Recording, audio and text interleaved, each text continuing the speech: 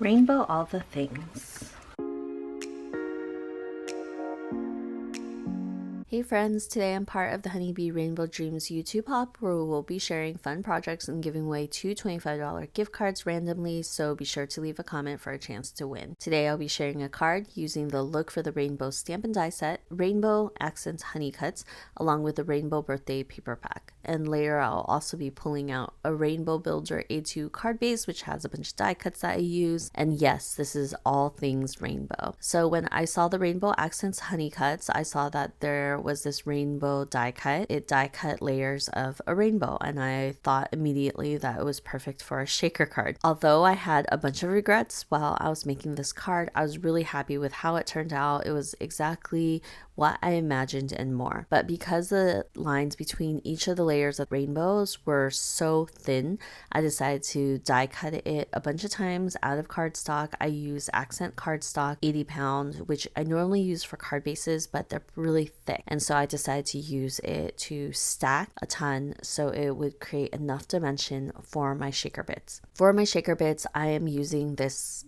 thing from Michaels. It's in the glitter aisle. They have like microbeads, and I've never used it. I just have it in my stash, and I decided that this was the perfect shaker card for it. To stack all my layers, I am using Honeybee precision glue because liquid glue is just a lot easier, especially with these thin lines. And once I stack 2 on each other, I will go ahead and trim it down because I do plan to mat it on pattern paper because that pattern paper is just really pretty. For my very top layer, I do back it with acetate, and you want to include acetate on your layer because it has to hold in all your shaker bits. I use double-sided adhesive around the edges, but then I had to go in with liquid glue for the thin lines between the rainbows. So I just was really careful with that because I didn't want the glue residue on my acetate.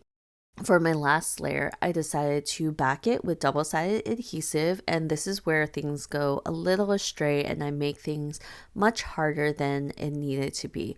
So I use this double-sided adhesive that is a little bit thicker, so my die cuts normally don't cut through. And because it didn't cut through, I was for some reason thinking it was going to be a really bad idea to try to like line it up while the backing was adhered to it. So I removed the backing, which basically means I've exposed the sticky side to everything that I'm doing on my craft table. And this is a problem mainly because I'm using really small shaker bits to put into my shaker windows. These microbeads are so small that some of them had stuck to the double-sided adhesive that's exposed. I think if I were to do it again, I would probably use a thinner double-sided adhesive so it cut through, and then I can remove the adhesive backing once I'm done with everything. But I didn't think it through. I wasn't gonna re-die cut this just to stack it again, so I just dealt with it. I used the X-Acto knife to scrape any microbeads off the double-sided adhesive, and I went ahead and adhered it to my holographic paper. I didn't have to line up straight because I'm going to be trimming it down anyway and backing it on pattern paper from the Rainbow Birthday paper pack.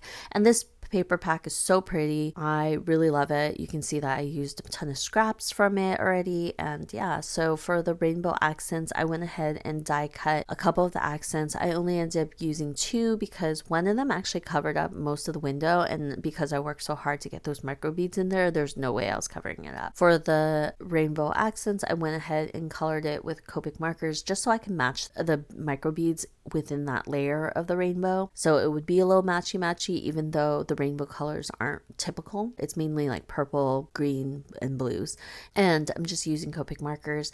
Nothing special. I probably should have just used one color for it, but I ended up using 2 different colors for both of them. I have those ready, and I'll go ahead and adhere it directly onto my window shaker. Originally, my plan was just to have a shaker card mounted on pattern paper, and that was it. But I decided I wanted to add a few die cuts to it, so I went ahead and cut out a ton of those. I will go ahead and stamp my sentiment from the Look for the Rainbow stamp set, and I wanted it to match my red heart that I had die cut. So I just used a Copic marker that was similar in color, colored up a piece of white cardstock, stamped the sentiment, and die cut it out. So once I have all my pieces ready, it's time to put this together, and I am so glad I was able to get this card done without giving up. I just had a hard time because I didn't really think it through, and sometimes that happens and that's okay. So once I add all the little pieces to it, I think this fills up the card so much better than leaving it plain. I think there was too much white space on the top right and left hand corner, so I really just needed a reason to fill it up, make it look cohesive, and the clouds, the sun, the heart, and the little stars even just really pull this entire card together, especially because I'm using the holographic cardstock that I use to back for my shaker area. It matches the clouds, it matches the stars, it's just super cohesive. And for the stars, I just kind of sprinkle them in a diagonal way across the panel from the top left hand corner to the bottom right hand corner, and I thought that was really fun. So yeah, that is it for the card. So I hope you enjoyed it. I would recommend you to make a shaker card, but maybe use a easier shape, but I think it was totally worth it in the end. And I spent a good few minutes playing with this after I was done, and I'm so happy with how it turned out. And I hope you enjoyed this card. So be sure to leave a comment for a chance to win the giveaway, and I will see you guys next time. Bye!